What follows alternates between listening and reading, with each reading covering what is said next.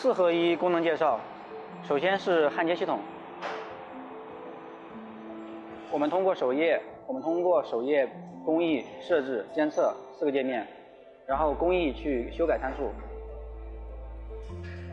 参数修改完成以后保存导入，然后进行焊接。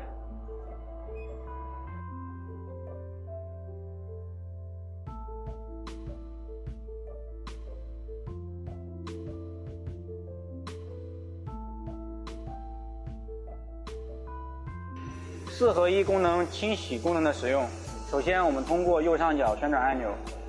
切换到清洗模式，点击继续，然后断电重启，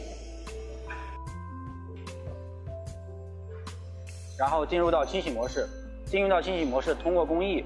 来调整它的扫描宽度。同时，我们可以通过设置页面来选择不一样的聚焦镜片。聚焦镜片最大支持800焦距，120毫米的宽度。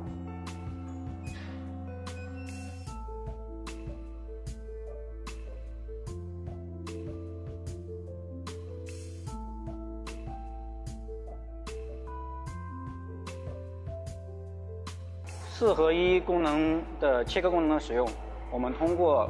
在焊接系统内工艺设置，把扫描宽度设置为0，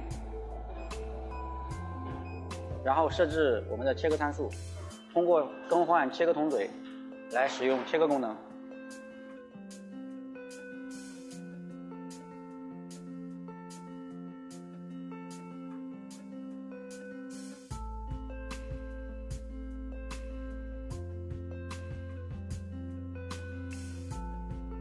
4合一功能的焊道清洗功能，我们也是通过焊接系统